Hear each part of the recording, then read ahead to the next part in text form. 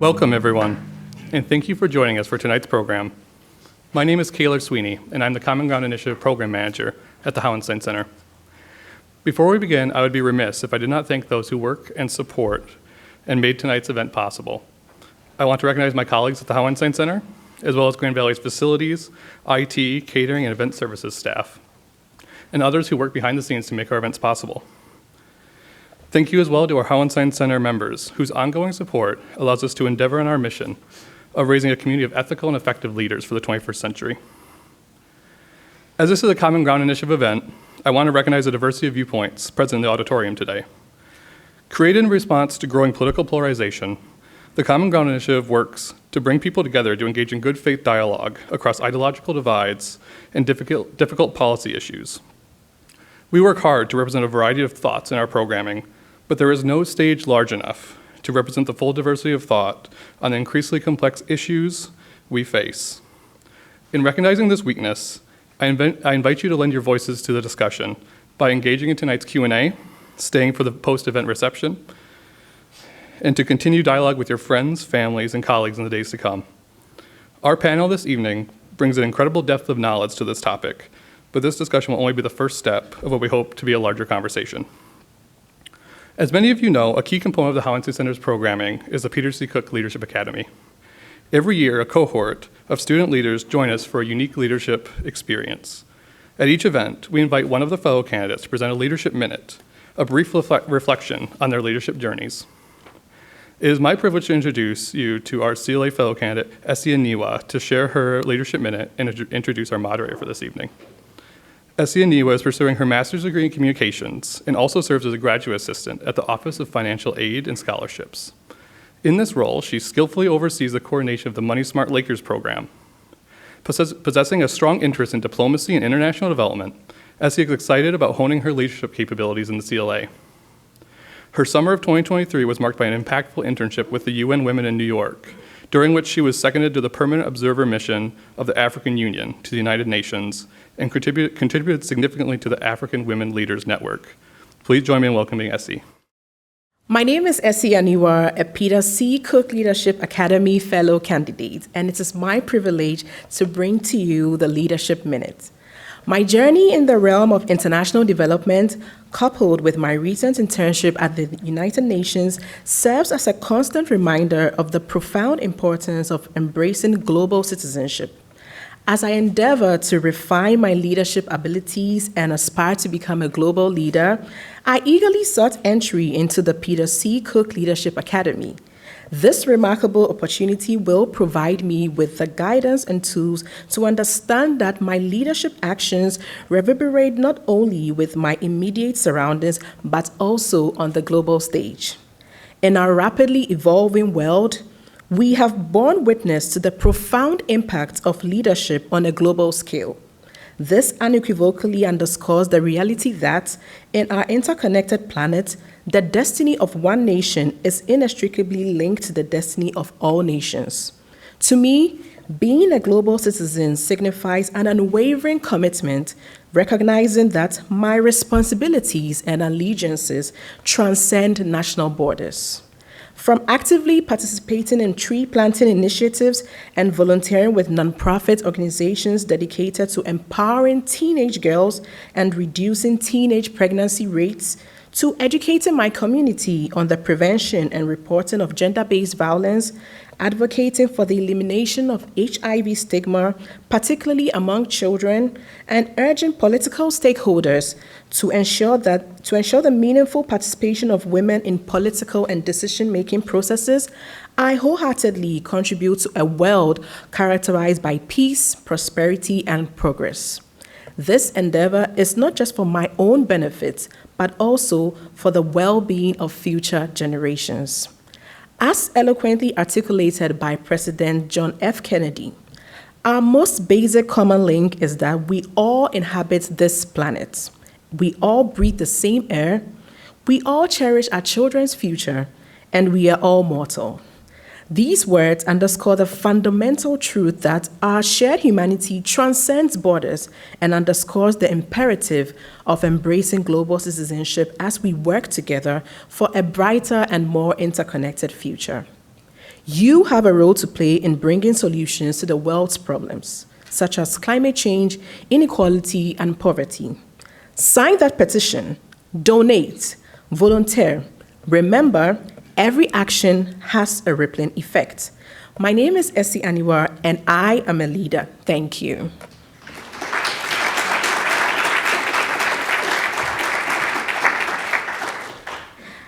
I would now like to introduce our moderator for tonight's event. Christopher McKnight Nichols is Professor of History and Wayne Woodrow Hayes Chair in National Security Studies at The Ohio State University. He specializes in the history of the United States and its relationship to the rest of the world, with a focus on ideas, particularly isolationism, internationalism, and globalization. He is also an active public commentator, author or editor of 6 books, and is a staunch advocate for history and the humanities. Take it away, Chris. Thanks so much, Essie. That was great. Thank you, Kaylor, and thank you, Megan, and the whole team here at the Howenson Center and at GVSU. We've got 3 great panelists here with me who I will briefly introduce. Then we will jump into the deep end of conversation. There is so much to deal with in the world today and to ground that in a deeper history and context. So to my left is Emily Conroy-Krutz. She's Associate Professor of History at Michigan State University. I recently taught her first book, Christian Imperialism, Converting the World in the Early American Republic, which went over great with my graduate students. And she has a fantastic new book, which I want to ask about a little bit in our conversation on missionary diplomacy, out in 2024 from Cornell University Press. So go out and pre-order, or however you can do that. So welcome, thank you. Next up, we have Diven, a professor here of political science and director of international relations at Grand Valley State. Her research focuses on the intersection of U.S. domestic politics and foreign policy, and she's particularly interested in how domestic interest groups influence foreign policy. We've been talking a lot about Taiwan and China. Hopefully we can get into that a little bit in our conversation as well. And last but certainly not least is Jeffrey A. Engel. Jeff Engel is the founding director of the Center for Presidential History at Southern Methodist University, professor in the Clements Department of History at SMU, teaches history, international relations, grand strategy. He's a frequent media commentator, has authored or edited 13 books. I believe the most recent is another one I'm reading with grad students in a few months, When the World Seemed New, on George H.W. Bush and the sort of immediate pivot point at the end of the Cold War and the transition to a new world order, or was it? And we can get into that a little bit as we talk as well. Very much worth picking up. Without further ado, I will dive us into the conversation. I'm both moderating and doing a little panelist duty, chiming in.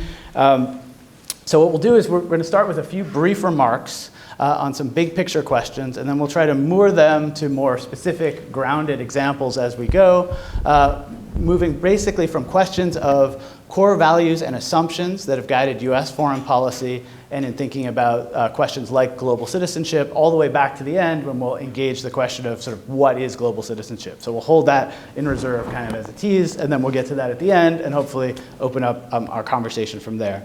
So obviously we live in tumultuous times. A lot of us have been following the news closely, I imagine, thinking about Gaza, thinking about Ukraine. You know, our hearts go out to folks all over the world who are suffering right now, and that's important to just ground our conversation in.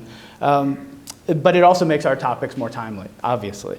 So one of the things that it reminds me, and this is where we started in our conversation earlier today, is about the kind of ideologies that orient US foreign policy and foreign relations, that orient all of us in how we think about our proper position in the world, whether that's you as an individual, as Essie was saying, what actions can you take at the local level to make an impact? How about the state level, the national level, and international levels? When you think about the core ideas related to global citizenship, that's what that is about, and we'll engage that later. But in thinking about those ideologies that help us make sense of an infinite world, right, to make the complex finite so that we can understand it, as you track through US history, and we're fortunate to have scholars here of the 19th and 20th centuries, 21st century, the main questions really are oriented around what are the core values and assumptions that have guided foreign policy. They obviously haven't been static, no one would argue that, but To what extent have there been consistencies that we can think of?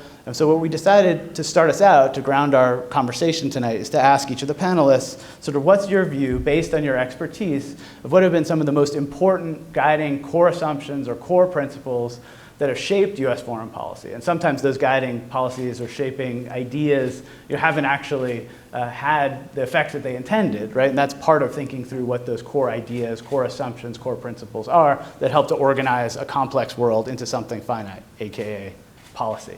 So I'll start to my left with Professor Conroy-Krutz, and then we'll go straight down the line. Hi, everybody. It's great to be out here and to get out of East Lansing for a little bit. When we talked last week, I think Chris actually asked us to have a provocation to start with. Yes.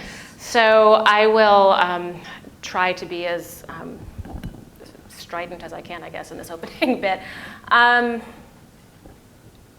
One of the things that I think is really key, as Chris was just saying, right? None of these overarching policies are static. They're also never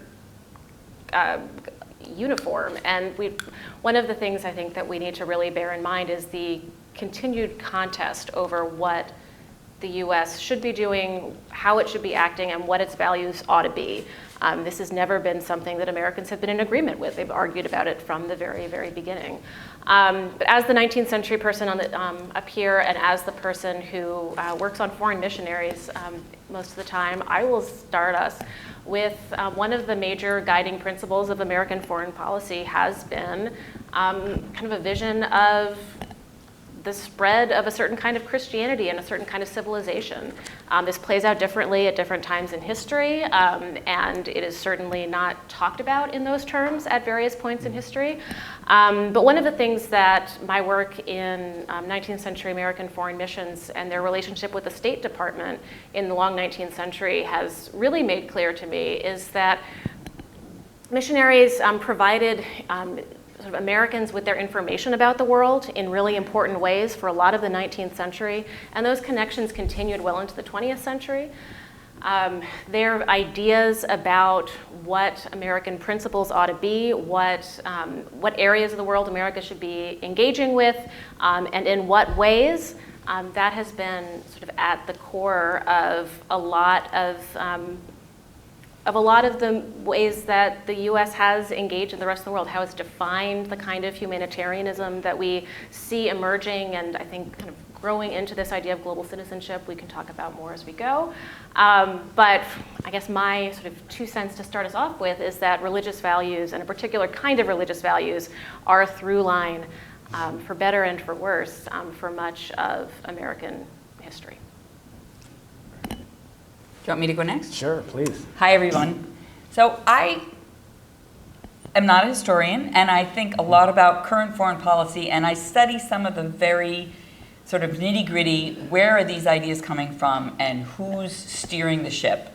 And that's kind of where I'm coming from. So I'm going to talk about what I consider to be 4 primary objectives of foreign policy that we see out there all the time.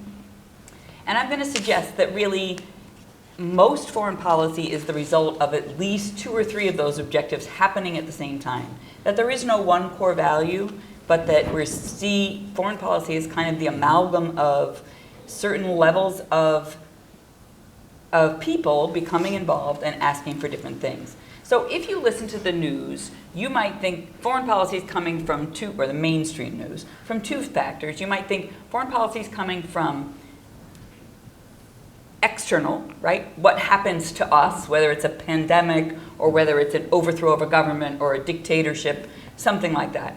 And you might also think foreign policy comes from the president, right? Because it seems like everything is attributed to the president, as if the president can carry out foreign policy by himself. So far, himself, I'll use himself. So what I wanted to suggest, at least in my opening remarks, is that we have to think of foreign policy as more complex than that.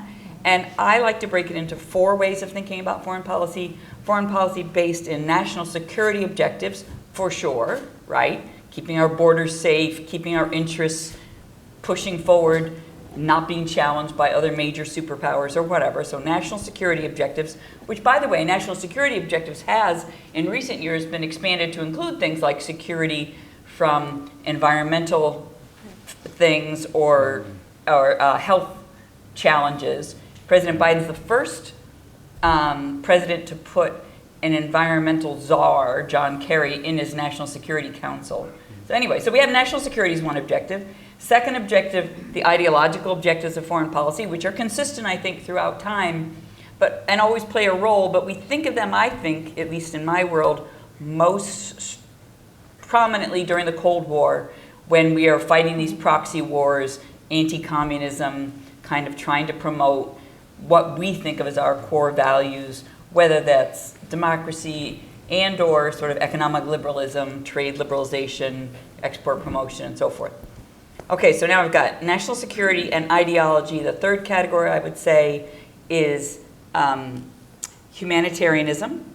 I know some people are very skeptical that there's any humanitarian impulse in American foreign policy, but I don't think that's true. I worked in foreign aid overseas in Africa for a number of years, and I think there are a lot of people who think that what we're doing is valuable and useful and tries to help other people. And then my fourth category of foreign policy objective is going to be the one that I really in my life delve into the most, and I think is maybe the least, well, I just say it, and that is domestic economic objectives, things that we are doing overseas to promote the livelihood of our corporate interests and our investors at home. And whether that's export promotion, or whether that's selling a lot of weapons overseas, or whether that's ensuring a supply of oil, or ensuring a supply of semiconductors, you know, we have distinct domestic economic objectives that get played out in our foreign policy all the time.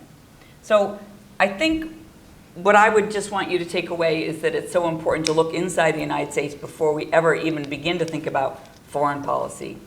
And right now, I'm not going to get too far ahead of myself, but I am going to say right now, especially, we have some members of Congress who are interfering actively with foreign policy, right? I mean, if you look at the number of military appointments that President Biden's made that haven't been taken up by Congress, it's over 300, including the Secretary of the Navy and the Air Force.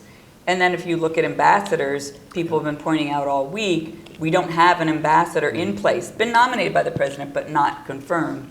We don't have an ambassador in place in Kuwait, Israel, Saudi Arabia, UAE. So we have a lot of domestic hurdles to carrying out foreign policy as well.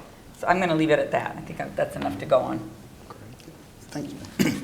Thank you for having us. Thank you, Chris, for the introduction. That was a wonderful leadership moment. In fact, we have a presidential center at my campus, and I'm going to steal the leadership moment idea. So thank you to whoever I just stole from. It's great to be here, and I'm in this unusual circumstance because I'm sitting next to a political scientist, which makes me a little uncomfortable. But usually political scientists are ones who, break things down into categories, and historians want to give you context and make it more complicated. I'm going to try to go in the other direction, to be honest. And I'm going to try to give basically a history of the United States, foreign policy, and the key debate within it in less than a minute. Okay. All right. You got time? Okay. All right, and Good go. luck. First point, the central question of American foreign policy has always been, how much do we engage? How much do we engage the rest of the world? How much do we need to engage? Obviously, geographically, we're far away from most of our peer competitors. Not from the Western Hemisphere, obviously, but from most of our peer competitors. So how much do we really care about what's going on? And throughout most of the 20th century, that has not necessarily been a security issue. That's been more of a question of how much we actually care about what's going on. In World War I, Americans entered that war, not willingly, entered that war from their perspective for one of two reasons. Either A, because we lent a lot of money to the Allies, or B, because the Germans kept sinking our ships, which was inconvenient. Again, in both those cases, not because of anything that we chose, because of something that happened to us.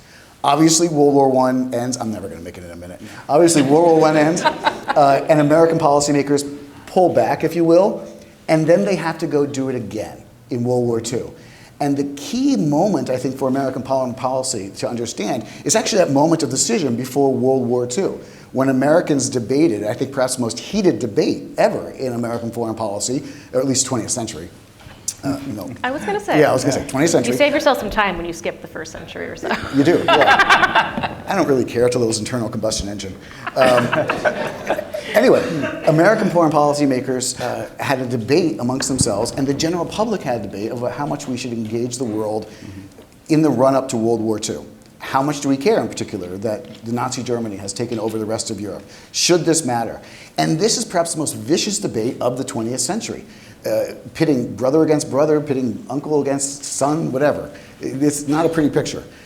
But here's the thing. We never answered that debate ourselves. Why? Because on December 6th, it was an active question, 1941. On December 8th, somebody else decided it for us, and we were engaged. Now, you can make the argument, and I'm perfectly willing to entertain that the United States did a whole lot of things to position itself to get into the war in December. But ultimately, most Americans woke up and said, that debate we had yesterday is moot, is irrelevant. And here's the kicker, here's the important part.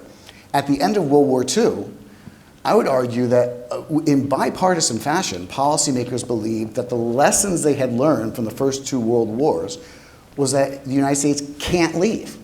When we leave Europeans alone, in particular, they go to war with each other. That's what they do. When we stay, you know what there hasn't been since 1945, since we've had troops stationed in Germany, our troops stationed in Germany? There hasn't been a general European war. The lesson for policymakers is the more you are engaged, even though that's somewhat expensive, it's a lot cheaper, and certainly a lot cheaper in terms of lives, than actually having to go to war if you were not engaged. Here's the problem. I don't think the general public necessarily came along with those policymaker decisions and conclusions. I would argue that every single administration, with the exception of one, I'll get to that in a second, every single administration with the exception of one, essentially believed from 1945 till today that narrative I just told you, that if Americans are not engaged, the world will go to hell and we will have to pay the consequences. The problem is the American public did not necessarily buy into that. The American public did not have the same viewpoint as their elite policymakers. The American public asked questions of domestic economy or values or anything else that would say, how is this important to me? How is this important to us? How do I see on Main Street this foreign policy helping me, which was not what the foreign policy elite and intelligentsia was concerned with. So ultimately, the one moment when we might have actually solved this question of what we should be as a nation, we didn't get to solve it ourselves to our own satisfaction. And here's the dirty little asterisk at the end. We had another chance. We had another chance after the Cold War, when Americans could reassess what do we want to do within the world? What position should we play? And this was, I think, the great strategic question of the 1990s. And of course, then 9/11 happened. And again, ended the conversation about how America should be engaged. Because whatever you thought about the world on September 10th, 2001, you probably thought a lot differently on September 12th. And not necessarily because of any decision the American people made, because of something that was frankly an exogenous factor. Yeah. That was like 7 minutes? I don't know. Sorry. 5 minutes. 5 minutes. All right, Yeah. you said 5 minutes. Well done. Perfect. On time for the brief. There's a lot to unpack there. I would say, just for our audience in thinking about this, and to give a slight turn towards the 19th century, two main foreign policy lobbies in U.S. political history. The first, 1898, and thereafter, the Anti-Imperialist League, arguably the most heterogeneous foreign policy lobby in U.S. political history. You have people like W.E.B. Du Bois and Jane Addams and Andrew Carnegie and former presidents and sitting senators and all kinds of figures. And then the second would be the America First Committee, formed in the summer of 1940, ending exactly with Pearl Harbor. And what did they say when they disbanded about a week after Pearl Harbor? We were right. If the U.S. had followed the precepts that we laid out, this attack wouldn't have happened. So I would argue even further, to embellish Jeff's point, there has been a latent orientation in American public life and a broad-based and enduring set of values that are highly skeptical about global engagement, about every form, from humanitarian and civilizational uplift to military interventions to, as they would have said in 1898, ruling alien peoples against their will, from all kinds of positions, deeply racist, anti-racist, from evangelizing positions to to democratic, lowercase r Republican. There's a whole host of these. And I think we certainly still live in the shadow of that. The big difference is power. The 19th century, 18th century world was weak. The U.S. was a tenuous project. The question for the U.S. today, if you're thinking about what changed, the same epical shift just happened for Israel. This epical shift just happened for Ukraine and for Europe.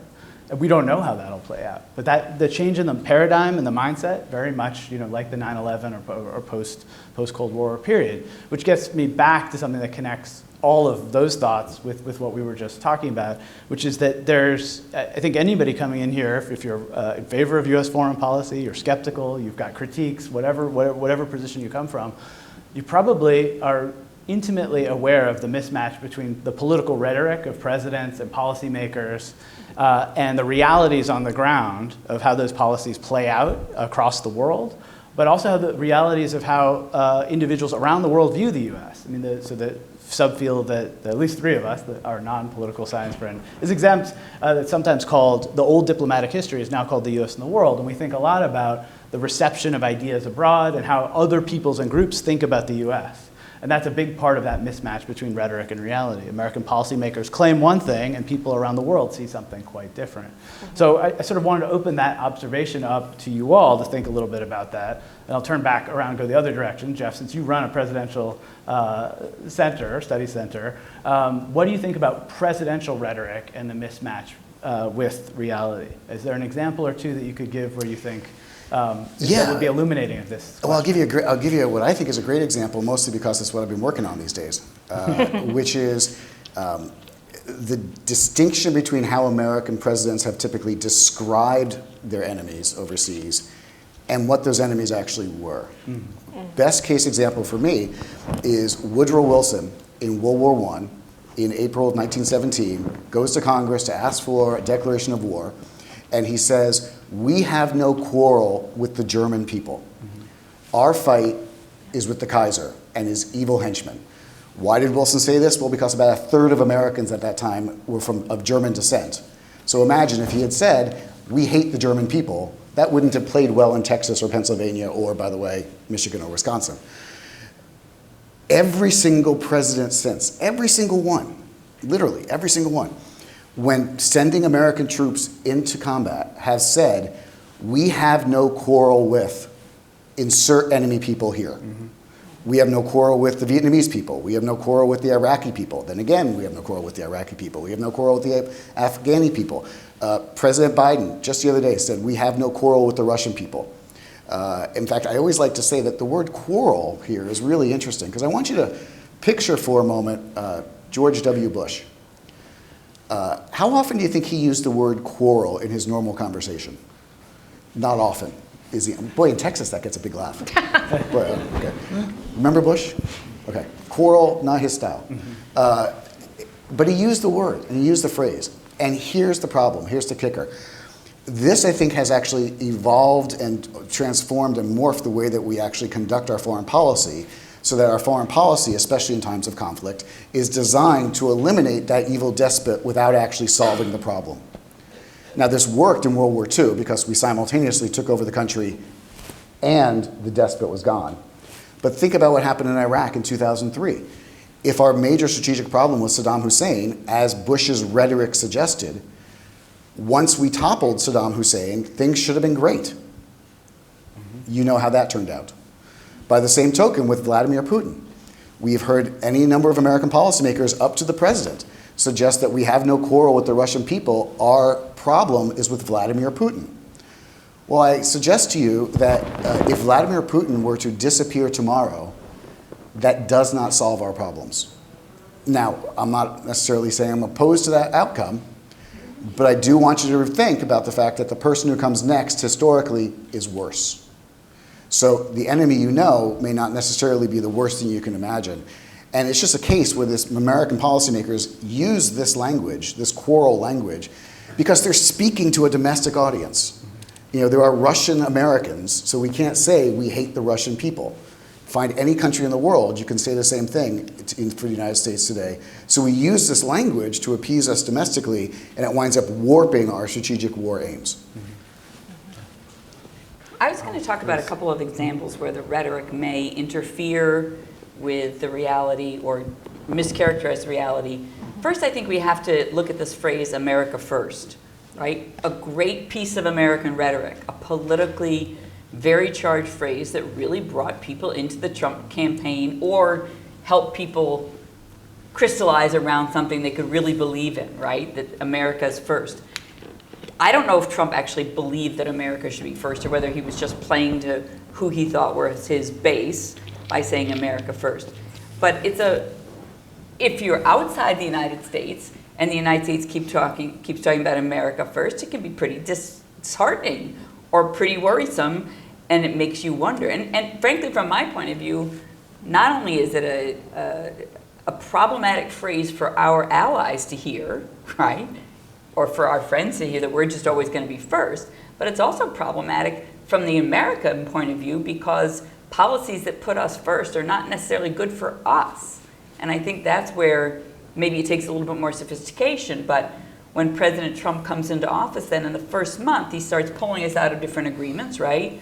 Paris Climate Accord, but like even just the Trans-Pacific Partnership, which he took us out of in January 2017, which was just getting started. You know, today we recognize that has been a huge opportunity cost for the United States, right? Like $200 billion, I think the Peterson Institute of Economics says, because we didn't stay in that and we didn't then take advantage of the liberalized markets for our products and that sort of thing. So I would think that your rhetoric, you know, you ought to be really careful what you say. Potentially if you say something just really cheesy and political, like America first, you can just toss that off and not actually run on it, but just say it to give your base something to chew on and to make them feel good. But it also can be a little dangerous if you try to move forward with that, both in terms of offending your allies and in terms of being bad policy for the country. I could talk more, but maybe I'll leave it there. You want me to do another one? Sure. You I got another one more. up my Give us sleeve. one I've more. got Why Taiwan not? up my That's what we're sleeves here for. too, because Let's do it. one of the things that one thing that I've been studying a lot recently is American foreign policy toward Taiwan. And there is no weirder policy when it comes to like the rhetoric versus the reality, right? Because the United States is saying one thing to China. We recognize you as one China. We don't recognize that other country and so forth. And yet completely turning around and selling billions of dollars of weapons to Taiwan and having very close relations with Taiwan. We don't have an embassy in Taiwan. We don't have diplomatic recognition with Taiwan. But guess what? We have the American Taiwan Institute with 500 former Foreign Service officers working at it, right? The ambassador isn't the ambassador, but she's the director and she used to be an ambassador. But what I'm saying is that there's a lot of two-facedness in this relationship. What President Biden and many presidents before him have called strategic ambiguity, right? Like trying to play both sides of this card. And it's really interesting the more you learn about it, the way they're trying to have it both ways. The most interesting example I've heard in recent months is when asked, if China were to invade Taiwan, you, Mr. President, would the United States come to Taiwan's aid? And 4 times in the past year or so, he said yes. But he can't say that. So within 24 hours, either he or his staff members said, oh, no, we wouldn't be able to do that, right? But he's basically saying this and then pulling it back and saying it and pulling it back in a way that just really brings out, I think, the interesting nature of how you can be saying one thing and doing another. And I think Taiwan policy is all about that. Absolutely. Yeah,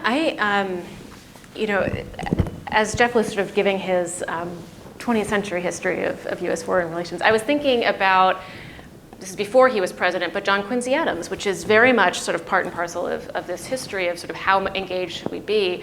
And in 1821, one of the things that Adams says is, the United States does not go abroad in search of monsters to destroy. Full stop. That is not something that this country is interested in doing. And as Chris said, right, this is the lead up to the Monroe Doctrine. In part, this is about weakness. In part, this is about, the U.S. does not have the power to go out and slay the monsters of the world, whatever they might be. But you might ask, why is he even saying this in the first place? That's because a lot of Americans very much would like to go out and try and make some changes around the world to problems that they are encountering, and they're using it in the rhetoric that they would use in the 19th century. They want to increase civilization. They want to certainly they want to be spreading trade. There's a lot of economic interests in this as well, right? That if we can change cultures, we can sort of create a more globally connected economy. They were talking about that even in the 18th century and in the 19th century. But they're also talking about values. And one of the things that I think we need to, if we're thinking about these moments of sort of rhetoric not necessarily matching reality, I think the Monroe Doctrine is a place where we can really actually think a little bit about what is, what exactly is being said, sort of setting aside the ways that the Monroe Doctrine will later be interpreted by later presidents who want to use it again, sort of to sort of bulk up sort of a justification of, America has always been like this. This has always been our values. Can you give us a little primer? So a little primer there, right, would be, so Monroe Doctrine 1823 by President Monroe, but written in large part by his Secretary of State, John Quincy Adams. And it sets out sort of two parts. One is that the United States is not interested in engaging with European conflict. And the second part is that the United States is going to interpret any European attempt to colonize the Americas as, I'm blanking on the exact phrasing right now, but that will be sort of an infringement of American interests. And it will take, the US would take sort of any attempt of a European power to try and colonize Latin America as an attack on itself. And in time, those ideas sort of get used as sort of creating sort of the American hemisphere, where the US is kind of going to be protective of the Americas and has a sphere of influence over the Americas. And if we sort of talk later into the 19th century, if we talk about Theodore Roosevelt, there gets to be like this idea is sort of read back into the 1820s to be, we have always said, since the 1820s, since sort of the aftermath of Latin American independence movements, that the U.S. is going to defend and is going to be the sort of prime power in this hemisphere. Now, in 1823, no, the U.S. does not have that kind of power at all. And if we look at the document, one of the things that really stands out to me, and a lot of scholars have been writing about this lately, is we talk about the Monroe Doctrine largely sort of focusing on that America side. But the Europe side is really, really important. And the Europe side is in part because a lot of Americans are trying to get the US to take a side in the Greek Revolution. American citizens are raising money. They are sending aid. They're doing this through both religious organizations and non-religious organizations. They set up a lot of schools after the revolution ends. I have wonderful stories about the wacky consul who gets arrested several times. He's a missionary.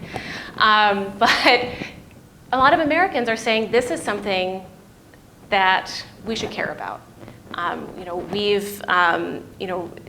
This is sort of the culmination of an age of revolutions where you can see American values spreading around the world. Look at this, just as we celebrated Latin American independence from Spain, let us celebrate sort of this movement of Greek and importantly Christians against the Ottoman Empire. And John Quincy Adams does not want the US to touch the 10-foot pole. Understandably, it was if we're thinking about sort of questions of power, questions of economic power, questions of military power, right? This is not something that the US should get engaged in at all. And I can go on at much more depth, I can prattle on about this for a while. But if we're thinking about sort of these moments where sort of rhetoric and reality, where they don't match, right? This is a moment where we have a Secretary of State and then a president sort of saying that, right, here's where US interests lie. We are not going to get engaged in Europe, and we are going to sort of define this interest in the Americas, which in 1823 we have no power to back up whatsoever. And they're saying that in part because you have a populace that has a very different vision of what the US should be, right? So if we're thinking about sort of what the reality is, right, we should be thinking about both that domestic audience as well as international sort of contexts.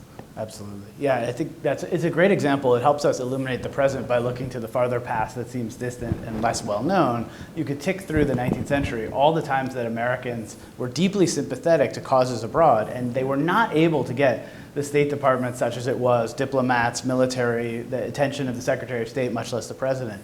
And some of these, I mean, there's a great scholar named Caitlin Fitz who has this book. Like, what's an example of this? How much did people appreciate the revolutions in Central and South America? There was this amazing naming frenzy where lots of people were named Bolivar, children of slaves.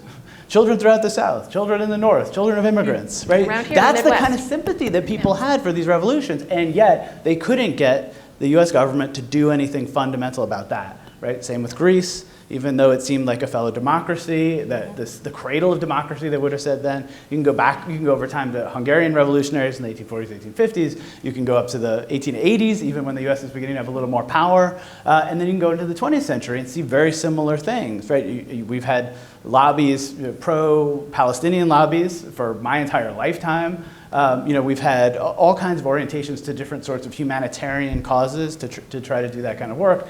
And part of the rhetoric-reality mismatch, in some ways, is the reality of the rhetoric of non-state actors, individual groups, civil society organizations. I mean, this is why Emily's work is so interesting in some ways, right? You think about churches and mission groups, some of the most dominant forces in society, leveraging arguably the most important transcendent ideas and values of faith, can't make inroads. Every single president in that era would have said that they were a believer, but their churches couldn't get them potentially to make some of these moves, right? So it's a fascinating thing to think about our current moment. How much agency do we have? Where do we have agency? Back to Essie's point, sometimes the most agency you have as an individual is within your own community and not in lobbying for what's going on in Greece or somewhere else.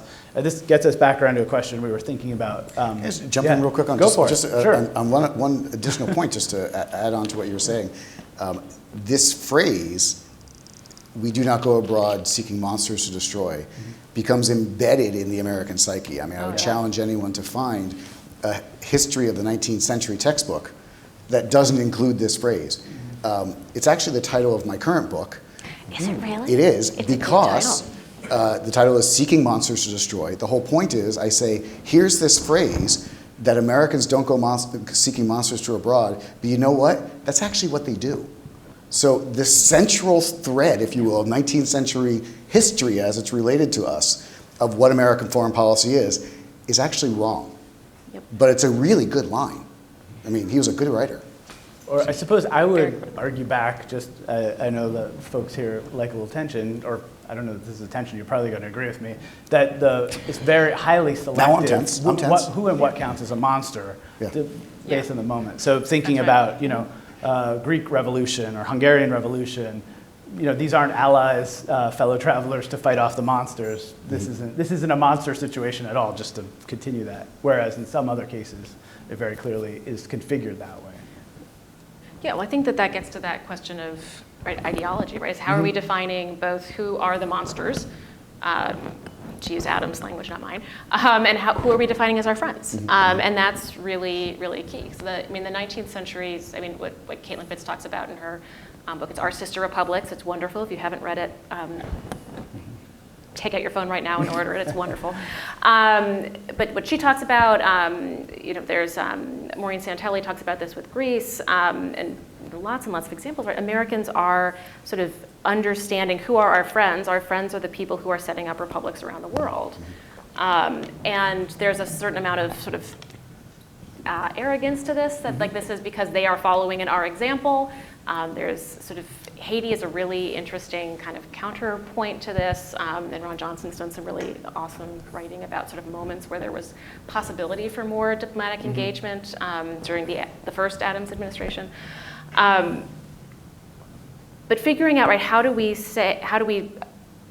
who gets to say who our friends are and who our friends are not. And I think one of the points that Jeff was making earlier about immigrant communities is really key. Way back too, right into the 19th century, where a lot of this Greek story, has to do with people who are traveling through. The Latin American stories, people who are traveling through and able to sort of create a community in the U.S. to make that claim that our cause is your cause.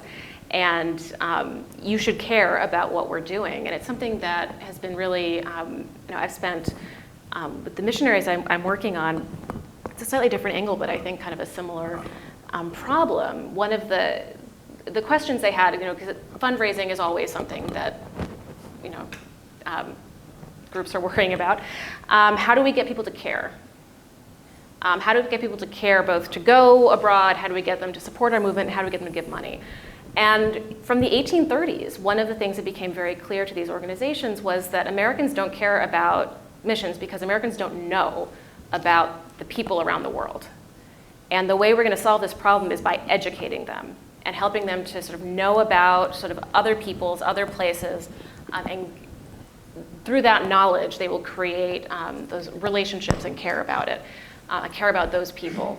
And that, their hope is that that's going to lead to evangelistic effects, but it also leads to kind of all kinds of other identities where Americans are understanding themselves as connected to these other places around the world, these other people around the world. And it's, I think, really helpful to think about how those connections are deliberately made at different points in time by different groups, whether it's immigrant communities or if it's sort of missionary work or if it's politicians who are trying to make certain kinds of arguments about what we should be paying attention to, who we should be paying attention to, and whose pain is worth us intervening in. So are we arguing that this is only a phenomenon of the past and that now religious groups have a lot more say? Because I would argue that today religious groups in America have a lot of say in American foreign policy, maybe not the same amount as the military-industrial complex, but they certainly have been out there railing for one cause or another. Absolutely. Evangelical groups trying to shape the outcome of foreign policy is quite evident. Yeah. You could talk about Jewish American groups and how they shape the relationship with Israel. You could talk about the evangelical groups that have been trying to promote a certain type of a different kind of immigration style for different parts of the world, depending on what religion you're from. So I think today there is certainly a lot of impact of religious groups, at least in the way I see it. Oh yeah, and I think in defining religious freedom as an American foreign policy goal, right? That is, that is absolutely sort of coming from, how do we define religious freedom? If we had a religious studies scholar up here, we could have a whole debate about that too. Right. And whose freedom is being recognized and what kind of actions are being recognized there. And we now have, that's now being counted and tallied as part of the American foreign policy apparatus every year. That's sort of thinking about what are our interests, who do we care about, and how are they treating their people or others according to, do they value how we're defining religious freedom? And that the U.S. cares about that is something that's really, when was that, 1990? Oh, it was in the Clinton administration. Right, yeah. In fact, it's a wonderful document, a wonderful office at the State Department, because the State Department has an office that's charged with determining whether countries are allowing religious freedom. And every year they produce their assessment of the world, and they send it up to the 7th floor of the State Department, where someone else scratches out the countries that it's inconvenient to say that. So it's a very difficult issue. Yeah, it's a great example of a rhetorical move, literally the language, an attempt to measure it, and then the realities of geopolitics, power, right, all enmeshed in that one piece. And of course, who's to say what religious freedom is, right? The universalizing of values, the UN Declaration of Human Rights, for instance, is an interesting story too. It's a global citizenship story, which can get us to that kind of concluding our remarks before we get to Q&A, which is, that if there hadn't been a Chinese philosopher in the group developing the UN Declaration of Human Rights, there would have been Christianity in there. But they yank it out so that it's a much more transcendent document arguing that all of humanity has a basic set of values and that in fact they should be adhered to across nation state. Otherwise, you might have had the embedding, as in the US context, of Judeo-Christian ideas like under God and in God we trust in the Eisenhower administration in the context of the Cold War. So these things aren't static, and the language gets put into the things that we see in our life every day, public policy, the ways in which individuals interact. And then when generations pass, they don't even realize that this is constructed, right? So that's another element of understanding this rhetoric and how that then shapes other realities down the line. So sort of our final thing before we get to Q&A would be to unpack a little bit together this concept of global citizenship. On one level, sort of, do you buy it? What is it? And on another level, if there are some pros and cons to that, what is it worth thinking about in terms of, as the blurb for the panel talked about, how do we balance the US, or we as individuals, shared humanity with national interest and security? And I think just one brief way to think about this is, from all the remarks so far, a core tension throughout US foreign policy history has been a tension between nationalism and internationalism, or a tension between nationalism and transnationalism, that is, things going on above or below the nation state level. And part of an ethic of global citizenship is about moving beyond parochial nationalism, right? Don't just think about your nation state. Don't just think about America first, as Polly brought up, but think about your relationship to things that are bigger or broader. It doesn't mean exclusively that, although it can in some contexts. And this goes way back. I mean, it's amazing, like Diogenes in ancient Athens talked about global citizenship, and I was looking at something along these lines. There were debates in the constitutional conventions about global citizenship, which I wasn't really fully aware of. So like Thomas Paine famously said, I'm a citizen of the world, and my mission in the world is to do good, which I did know. And then I didn't realize that Governor Morris made an argument that if any of the people who are at the convention identified as world citizens, they would be bad citizens for the US, and they shouldn't be invested in the American project. That they needed to prioritize the US. I mean, this is the foundation of the US, with America First embedded right there in those debates, saying you will be a bad citizen of this country. And what did they worry most about? French nationals, British nationals, right? People being part of this nation state but having different agendas as embedded in it. And that's certainly an issue for our day. So, as we sort of bring this part of our conversation to a pause, I'm wondering what you all think of definitions of global citizenship, and if there's really something there something sticky to help orient this question of balancing shared values with national interests. I guess I'll start. I think it's recognizing that there are collective action problems, right? There are problems that you can't deal with on a state-by-state level, right? And I think that's super important and something that we don't really think about enough. But if you're going to have global citizenship, and you're going to have some recognition of your own state's self-interest, your self-interest has to be involved with promoting something that can help everyone. So you have these problems that are intractable on your own, right? Like climate change, like a pandemic, like a refugee crisis or something like that. Your country alone can't take that on. So if you think about, major issues that we have to deal with other countries to solve, then that becomes, I think, something where your citizenship is global, but it isn't necessarily sacrificing your self-interest, because it's the idea of, having the shadow of the future inform the present. So we have to suspend our self-interest for a short while, not just think about ourselves as America first, in order to solve, the HIV crisis, or in order to solve, a climate issue that is greater than us. So I guess I would say these collective action problems create a need for global citizenship, and solving them isn't necessarily outside your national interest, because you have to solve them for us in order to meet your national interests. That makes a lot of sense. You're just like passing the back. I think There's a lot of buck I was trying to know, as a good citizen, I'm trying to be polite. Oh, excellent. It's rare, I know.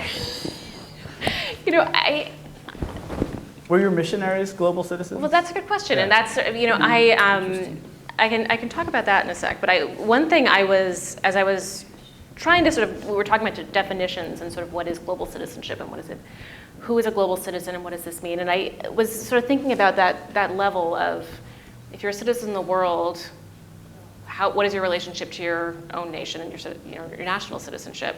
I was also thinking about, where do stateless people fall on this? Can a stateless person be a global citizen, or is sort of global citizenship sort of assuming actually that you are a citizen of some kind of somewhat powerful state who can help you sort of see those larger goals that require require help. And that's sort of, I think, where my missionaries would be in the 19th century, who, very much wouldn't have used the language of global citizens, would probably talked about themselves as subjects of the kingdom of God, but are going out into the world and are sort of, if we think about how is the Oxfam defining global citizenship, right? Social, environmental, and economic actions taken by individuals and communities who recognize every person as a citizen of the world, thinking about connections, thinking about equality, thinking about shared human rights. They're going out thinking that all people have similar, have the same needs, and that those needs need to be met. They are thinking that there are sort of supranational causes that are sort of more important than individual state laws. This means sometimes they're breaking the law to advance their movement. And they often don't talk about themselves as Americans, except for when they need the American state to back them up. And I think that was the thing that kind of was, as much as I find the sort of language of global citizenship and the idea of global citizenship really incredibly attractive and powerful and moving, I also wonder if there's a kind of power dynamic behind it that we sort of need to really be sure we're examining. Sort of who gets to claim that position as a global citizen, what kind of power needs to exist behind that claim. And I guess as I was thinking about definitions, another word sort of came to my mind, and that's sort of how is this different than cosmopolitanism? And is it perhaps trying to sort of describe something kind of similar to cosmopolitans, but setting aside the baggage of power and imperialism and racism that can come with cosmopolitanism? I don't know. So I guess that's sort of my the tension that I'm playing with in my head about what is this idea and how does power work in it in the real world?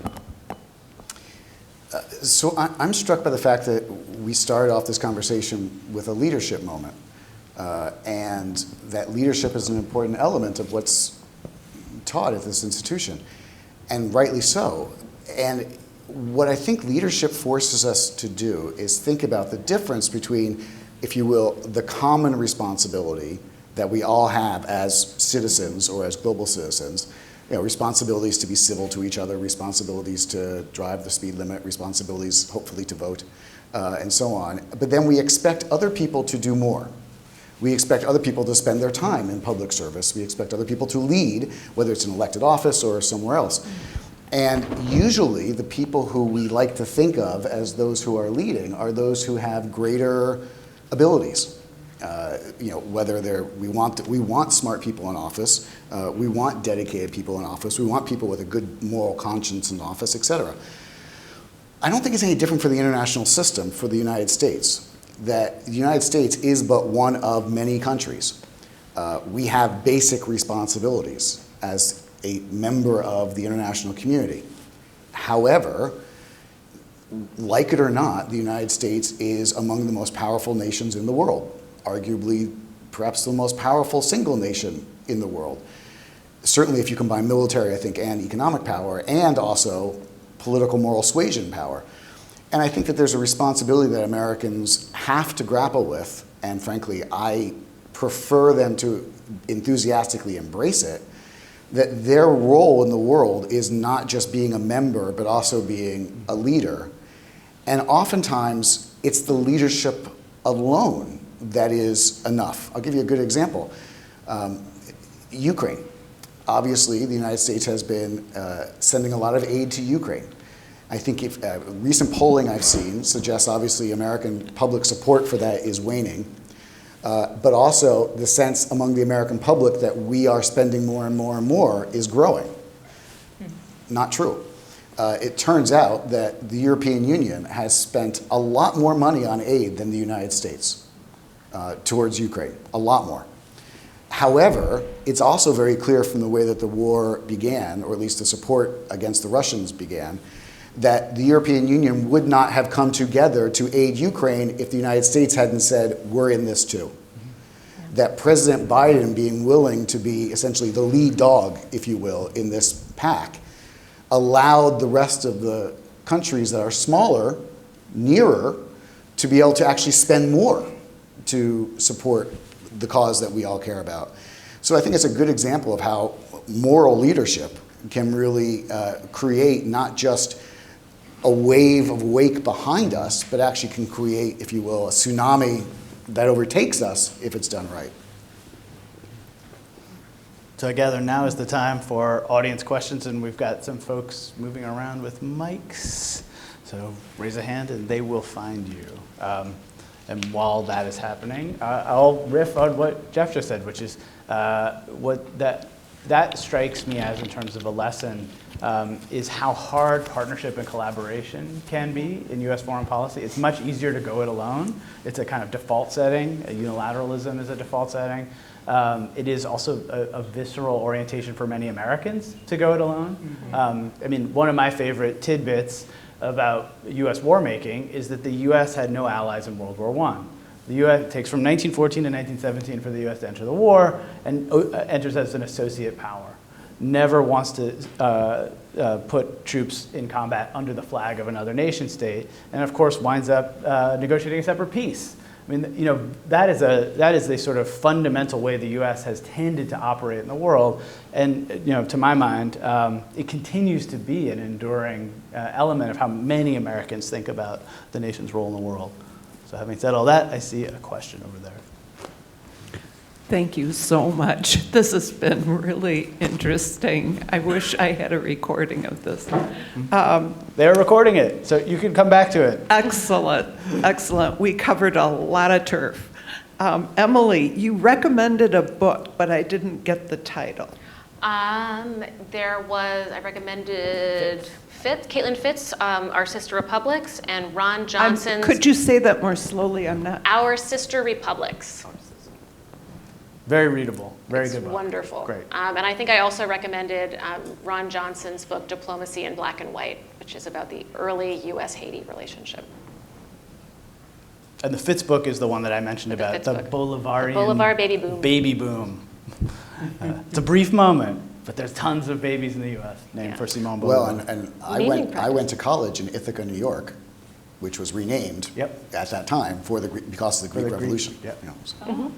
Names matter. Yeah. Words matter. They renamed Ithaca at that time. They renamed So- Ithaca. I actually don't Thank recall you. what it stood And for. the other question I had was, you were talking about a very interesting document that was created under Clinton administration, talking about religious freedom and how countries were treating their people. Yeah, what is the Do name? you recall what the name of that Oh, golly, document you know, I was? should. So we have a postdoctoral fellowship program at our center, and one of our fellows just finished her manuscript on this book. Really? So I've read that name 40,000 times, and now it's not sticking. It's the International Religious Freedom Act. It's something that's not Something like that. IPRC. I don't know. But if you send me an email, I'll get her to get in touch with you and send you an advance copy. And it's wow. really, really good. But her basic point is that, like most things in life, I guess, it starts out as a great idea, and then gets really complicated how you actually do it, you know, and also it gets tied up in bureaucratic politics. One floor of the State Department cares more about their budget than the other floor, et cetera. And the issue of China is really quite relevant, because if I were to tell you that one of the actions of naming a state a violator of human freedom, or excuse me, religious freedom, was that we were supposed to impose trade sanctions. That's a lot different when I say Iran isn't supporting human freedom or religious freedom, as opposed to China. You know, do you want to cut off all trade with China if you're the president of the United States or Congress through their authorization, because they are not treating their religious minorities the way you would like, by the way, defining religion the way that you think it should be defined? That's a big question, and not necessarily one that was in the minds of the policymakers who came up in the mid-90s with the idea that, shouldn't we support religious freedom? Yeah, let's create an office for that. And I'll just say that that's sort of building off of a long tradition of missionaries understanding religious freedom internationally to mean that I, the missionary, have the right to go and evangelize you. which is not necessarily how other countries understand religious freedom to be. And so that's sort of another sort of consistent source of tension in the 19th, 20th, 21st century. I see a hand in back. Hi. My question would be, especially in an age of sustainable development, what is the line between U.S. leadership and paternalism? Great question. Thin. Yeah, very, very Yeah. thin. Yeah, I might say non-existent, and whether that's Well, a problem or not, I guess, is another question, right? But honestly, it's a problem that anybody who I think tries to be a good teacher deals with as well. Because you want your students to develop their own ideas and learn from you, but yet you're there to give them your knowledge, but your knowledge may not necessarily apply to their world. I'll give you a great example of this. The George W. Bush administration, which was not known as a foreign policy winner overall throughout history, their greatest success, certainly if you ask members of the administration, was the PEPFAR program, which was President Bush's initiative to help eliminate or reduce the AIDS epidemic in Africa. You all paid for it, by the way. Something along the lines of $15 billion out of US taxpayer money saved, the rough estimates are between 20 and 25 million African lives by helping to eliminate the AIDS epidemic, and by the way, kept Africa from collapsing. What's interesting about this program is that sounds like a good story, right? Africans didn't always appreciate the way the aid was given to them because it came with a lot of American values. Yep. For example, in many parts of Africa, and I don't want to suggest Africa is monolithic, but in many parts of Africa, it's not a big deal to hand children or other people condoms. It's a reasonable health policy decision. When the American policymaker comes in and says, we want to help eliminate AIDS, but we're not going to give you money for condoms, the African response is, wouldn't you like to eliminate AIDS? And so there's an immediate tension because of our values versus somebody else's values in trying to do what everybody agrees is a good thing, eradicate a deadly disease. So I guess my answer in punting on the question is it's embedded in any kind of foreign aid, I would think, that there's going to be a level of, if not paternalism, then at least the fear of a perceived paternalism. Yeah, there are a lot of examples of that, even under PEPFAR, that each country still today that receives PEPFAR has to sign a kind of anti-prostitution pledge that they won't be supporting prostitution or something, or they can't get their PEPFAR money. But beyond that, I would say, I think a little bit about this relationship between President Zelensky and President Biden. And I feel like there's been a little bit of a push and pull. Like, I think that Zelensky has been able to say, no, we don't want that, or, we're doing it my way. I don't think he's been the sort of patsy in a relationship or anything. There's been a lot of questioning about whether we can have these weapons, and I know the United States has held back on granting some things, but I feel as if Zelensky isn't willing to kind of just go along with whatever Biden says, which I kind of like, to be honest. He's like standing up to him a little more than some leaders have in the past. But some leaders have been, willing to do whatever the United States wants in order to get, especially foreign aid, or trade or whatever. And the United States is not used to being told no. And it's caused problems in the past. Yeah. And we can extend to think about, hospitals and universities and other kinds of schools that sort of were the 19th century version of some of this, where, when we're talking about healthcare and sort of institutional development of, it's a really complicated story where there's always going to be some kind of, values at the heart of it that, are explicit or implicit. And one of the, I think, really important things, kind of the only thing we can do is just pay attention to them and be aware of sort of what those. Actually, can I riff off into a political commentary, Please. if I may? You said you want Perhaps. provocative. Yeah. Depends where you're going. You know, you both raise a really great point, which is at this particular moment in American society, we are very much concerned with the language that we use in describing problems the way that the person who is enduring the problem oftentimes would like to be described.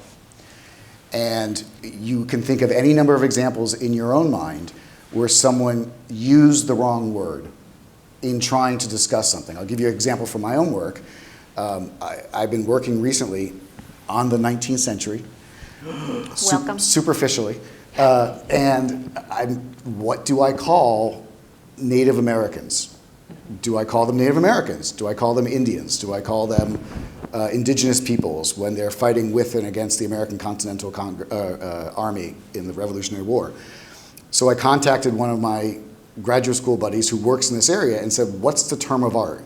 And he kind of laughed and said, well, whatever you choose is going to be wrong 5 years from now. So just choose whatever you want. But the broader point, he said, is if you demonstrate sensitivity, that's what really matters. So when I think about foreign aid, or when I think about the fact that our nation has become very sensitive to language across the political spectrum, I think we need to sometimes take a step back and say, even if that word bothered me, where's the person's heart? You know, are they trying to solve the problem? And you can imagine whether it's for sexual identity, whether it's for racial identity, any number of things. Any of us will use the wrong word from time to time, or at least the wrong word as it's going to be perceived 5 years from now. But are we trying, as the United States in this case, trying to do the right thing is also important, I think. Yeah, but I mean, so yes, and I agree completely. And you should read, there's a wonderful forum in the Journal of the Early Republic on language, and there's a great piece by Liz Ellis on exactly that question. Could you write that down for me? I'll send you the PDF after this. So yes. Heavily footnoted conversation. You know, so yes, I mean, I think but it's about more than language here too, right? Because of the riders that get written into the law, where it's, you know, and so I think that that's sort of the you know, where we have to think about, you know, who is and what interests are getting sort of added into this. That it's, you know, why is it that the U.S. is more uncomfortable about giving out condoms? And that has real world implications. And you know, why is it that we're there's the stance on prostitution? You know, I'm thinking about sort of you know, U.S. relations in Uganda and sort of LGBTQ issues as well, where you know, the language matters and sort of what's in one's heart matters, but also, you know, because of the power that goes behind when the U.S. has those feelings in its heart, but it's you know, there are some more real world sort of effects of, you know, not just saying the wrong thing, but putting something in the policy that, you know, can do real harm. Yeah, and there are other examples of this in other international organizations too. NATO, for instance, there are countries in NATO that are much more conservative on questions of sexuality, of women's place in the home, traditional views of a kind of nuclear family, and these are real divides within an alliance that's nominally about security, right? So it's not supposed to be about those core values, and yet there are fractures within it. And you know, I guess I would also say, you know, one theme here that's emerged is about the intersection of domestic and foreign. And you know, you can't imagine federal appropriations and funds not coming to states without ties, right? Without obligation. It's basically how you get, you know, things like civil rights. You have to tie federal funds to state action. It forces the hand of the states, for better and for worse. They can deny it, as we've seen with a number of states with healthcare in recent years, and generally speaking, those ones who have denied those it's been a net negative for them.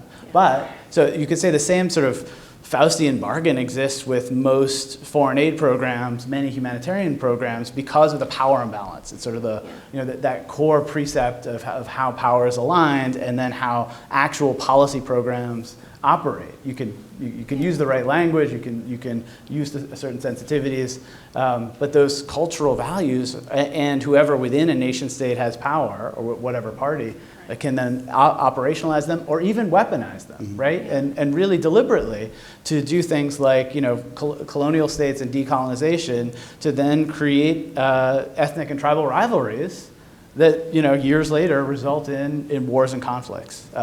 So there's also that dimension of it. It occurs to me in this discussion that we've actually solved the problem. That the central problem of U.S. foreign policy, that there's way too many foreigners involved. So there you go. Our day jobs will be somewhat limited by this. At least most of us are historians. History, we just keep on telling what never happened. Right. But I think, I do want to, I'm sorry. No, that's all right. I just wanted to sort of return to what Jeff was saying, and just, one thing that I sort of worry about when I start spiraling, worrying about power dynamics, is that can stop you from doing something. Yeah. And I think that what you were getting at that's really important, right, is that we need to be aware of what's going on, but figuring out, what are the compromises we're willing to make along those lines so that something can happen, and not letting the perfect be the enemy of the good is, I think, a real challenge for all of these conversations.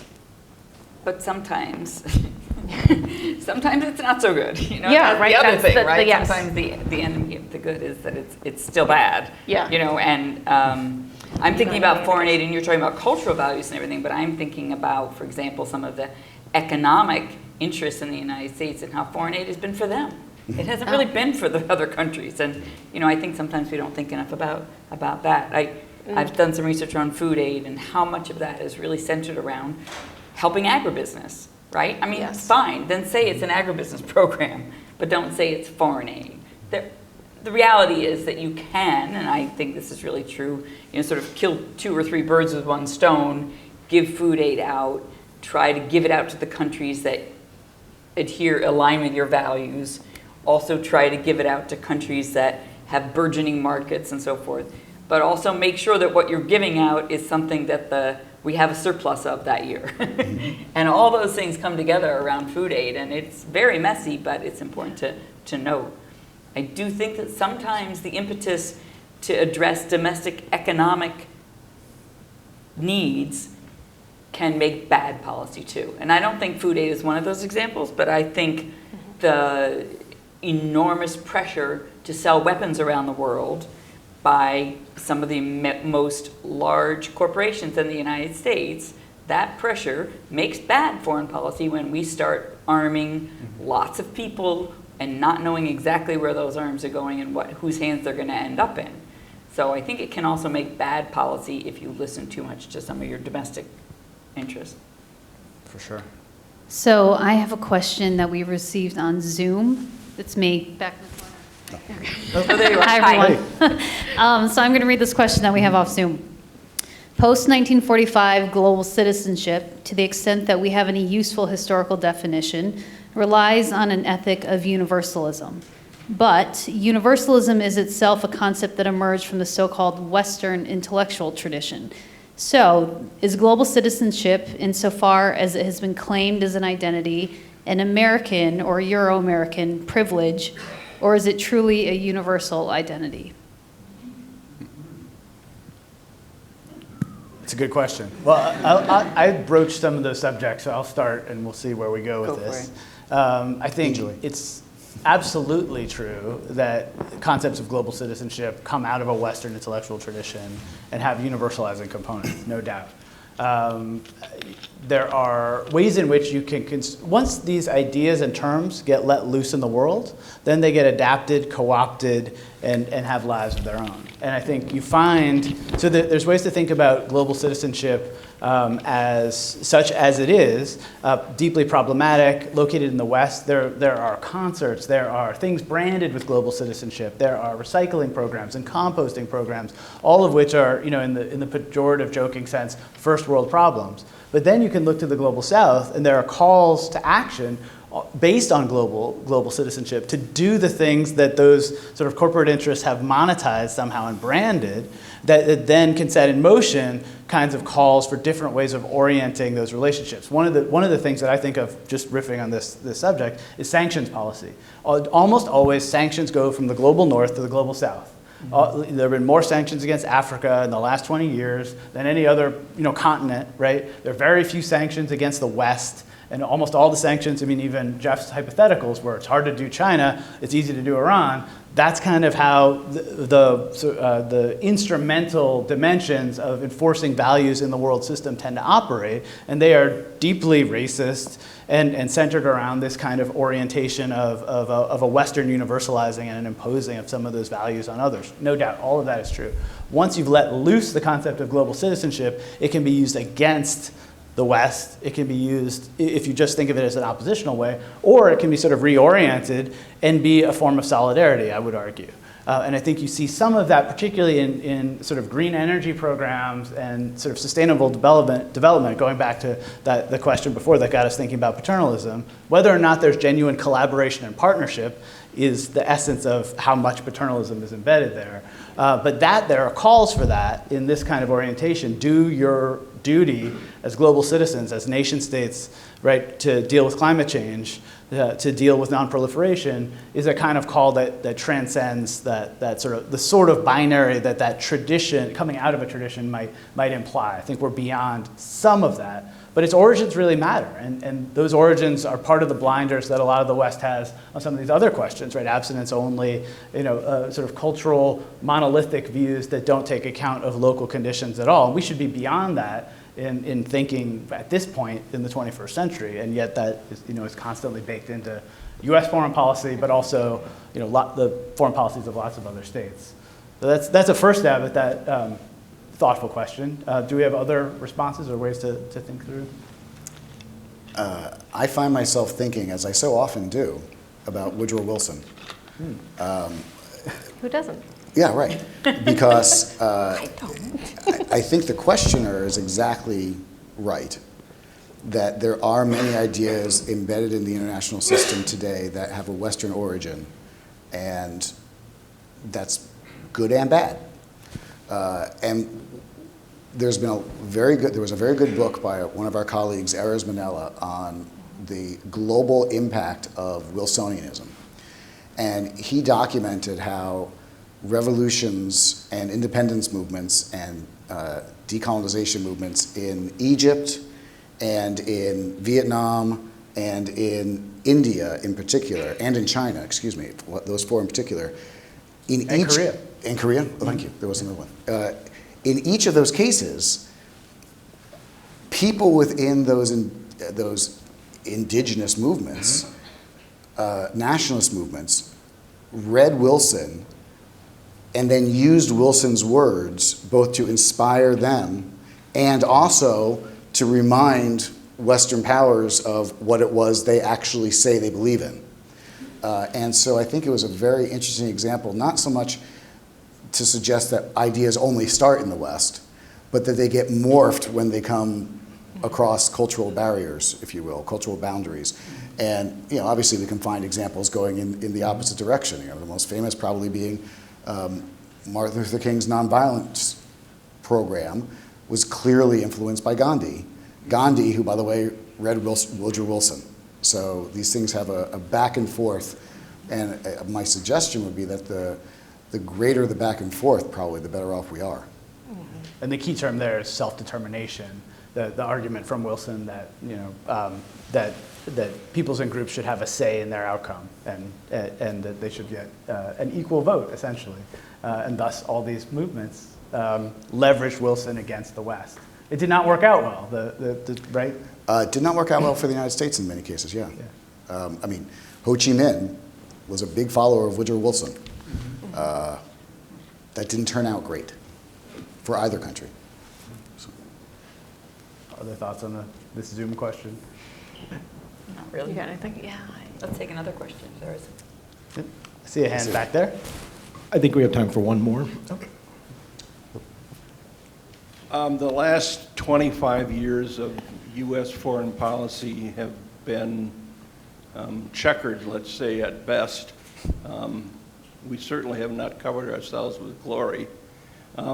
President Trump made political hay because of that, and I think a lot of his support came from people whose sons and daughters actually fought in those conflicts, but then didn't see anything good coming from it. You said earlier, I think you said earlier, that there is less support for Ukraine that is declining. And I think that's shown that it existed around the world in the last 25 years. If we step back from the world stage, who fills the vacuum, or what fills the vacuum? Boy, if you don't mind, that is a key and great question. And I said earlier that when I told my ever too long history of the 20th century and American foreign policy, that every administration since 1945, with the exception of one, believed the following precepts. That one was the Trump administration.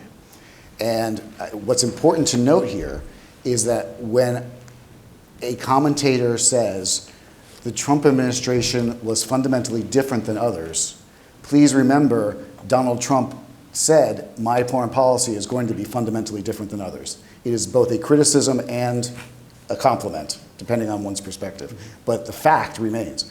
And this is, I think, a very good question that I would suggest President Trump was not sufficiently concerned with. That if you take apart international institutions like NATO, if you take apart international institutions like the Trans-Pacific Partnership or like NAFTA, you find very quickly you have to put them back together again. In the case of Trans-Pacific Partnership, the Trump administration came to a conclusion in its last years that, it would be really great for the United States if we could just get some kind of trade and political organization in the Pacific that we could use to counter China. Okay. NAFTA, obviously, President Trump made a lot of hay on rebuking NAFTA, and the differences between his NAFTA light program and NAFTA are very slim. By the same token, NATO, I think President Trump was quite willing to remind our allies that our treaty obligations are in fact voluntary. Something no other president in American history since the formation of NATO had said. If you recall, the central aspect of the NATO charter is the Article 5 stipulation that an attack against one is an attack against all. Every president, in the opposite of Taiwan, every president has said, oh, there's no question. You attack one of our allies, you've attacked us, period. With the exception of President Trump, who said, I'll think about it. And I actually had the opportunity to ask President Trump this myself, this actual question. I said, Mr. President, that was really strong rhetoric. I thought he'd like to hear that. I said, that was really strong rhetoric, but at the end of the day, can you conceive of a situation where you might have actually said, one of our allies in NATO is under attack, and you've concluded they haven't paid enough of their NATO dues, that we would not defend them?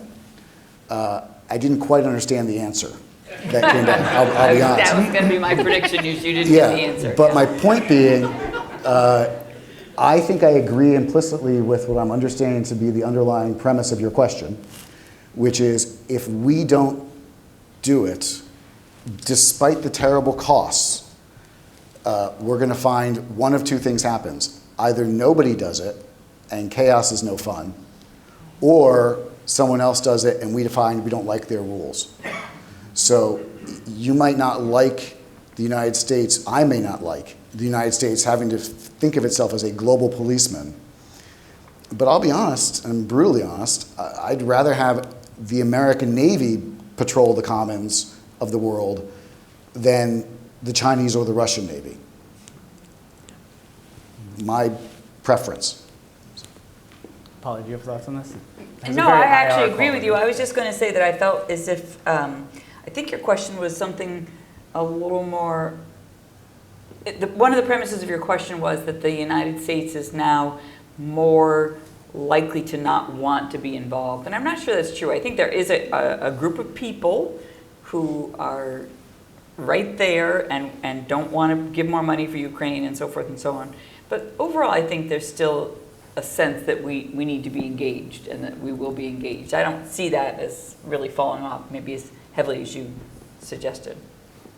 Emily, did you have thoughts along these lines? A values vacuum or something? Yeah, I mean, I'm thinking about I think Jeff's comment was really powerful, and I'm thinking about that right now. It was. It really It was really, you did a good job there. Strong rhetoric. You did a good job there. Wow. I shouldn't be that nice to you. We're old friends, so this is sorry. I think one,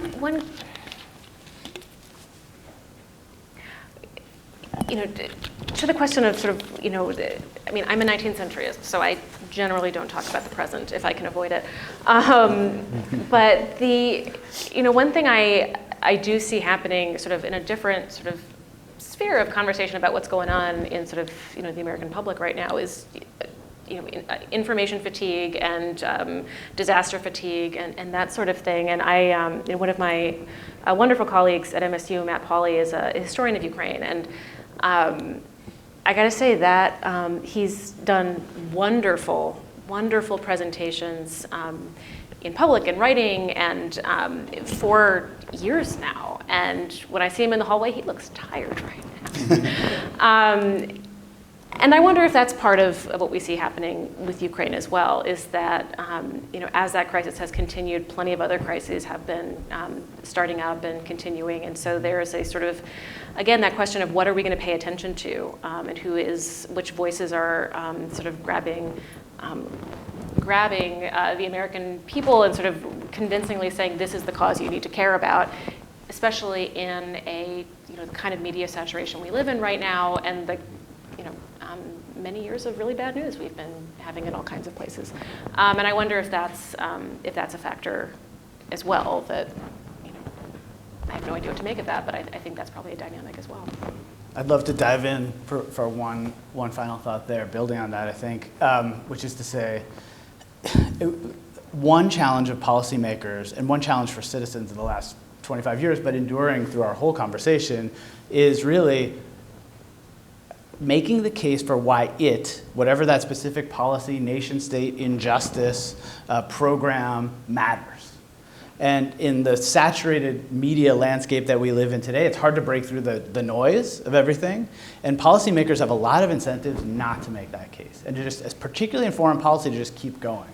And so I think that's a real challenge for the U.S. moving forward. To continue to do policy as policymakers think best, because Americans very often take their eyes off the ball of foreign policy in particular, and are much more interested in bread and butter issues, the economy at home, that kind of thing. It's easy to politic around forever wars, but actually the arguments of America First were fundamentally about bread and butter, it's the economy, stupid issues, right? And that'll keep coming around. So when you get to the question of why it matters, something in particular, it comes back to this historical question, which has animated basically all my work, which debates over the quid pro quo between foreign and domestic commitments, and how you can make an argument for why the meaning of America, whatever that is in your heart, your soul, your mind, your rational being, is embodied in that foreign policy. And if you can't make that argument, you're going to have a really hard time continuing it, right? If it's Afghanistan, if it's Vietnam, if it's those kind of interventions, if it's PEPFAR and it's being rejected, if it seems costly, and at home, even some of that is the current plight of our situation. How do you make the argument for universal health care or some other really costly kinds of programs of why it matters versus putting the individual responsibility on individuals and keeping that out of sight, right? Their family suffering is out of sight. That nation state suffering, those oppressed people, I don't want to look at that. I don't want to hear those stories from Gaza. I'm not going to think about Palestinians since the 70s. Right? I don't want to hear what's going on in Ukrainian villages or the hundreds of thousands of kids that have been kidnapped. I just want to say that I don't want the U.S. to spend that money. And if you look at in the eye those terrible injustices and those other things, then you can begin to make the case for why it matters. But it is hard work for policymakers and citizens alike. And it's a real challenge in our media landscape as you think that through, because it's amazing how fast we're inundated with texts and messages and TikToks and all this stuff. So how do you consistently make that claim this far into? Nobody thought the Ukraine war would last this long. It may be a grinding 20th century land war in the worst sense. How do you continue to make that case when now suddenly we've got Gaza and Israel? Suddenly we've got different kinds of problems at home. How do you make all of those cases simultaneously? Biden can get only one message, this administration can only get one message across, and as dysfunctional as the, say, House Republicans are, they can equally message why Ukraine, right? And ask that question, and most people don't have an answer. I guess I won't be so pessimistic. My favorite political thinker had a good answer to this. Randolph Bourne, a real critic of the state in the 1910s, and he argued that the way to think about citizenship is to think about it as multiple overlapping kinds of citizenship. And he argued in this famous piece in 1916 called Transnational America in the Atlantic, for those doing the footnotes, that the US had this unique place in world history. And I would argue this is still true if you want to be optimistic like Bourne, that there are so many different kinds of peoples and groups, so many different kinds of faiths and orientations and lacking faiths in this nation state that people still want to move to it, just like they did in the 1910s, and create flourishing lives here. And so the challenge of having this kind of pluralistic society is putting yourself in the shoes of the others and really embracing the fact that you could have an identity as two students and not see the fact that there's race or religion involved there. And he was the first person to write about handicapped rights and disability studies. And he himself had lots of physical challenges. And part of his thinking about citizenship was to think about the fact that you could have more than one citizenship at the same time and operationalize that in the world. That it could make for a better nation. And he thought the US was the only saving grace during World War I. And tragically, he died of the flu in November 1918. He didn't even get to see the full armistice and get a sense of what came out of it. But this sort of a transnational idea about citizenship has some potential, at least sort of philosophically, to help us orient ourselves to the suffering of others. Awesome. Thank you so much. Let's give our panelists a round of applause.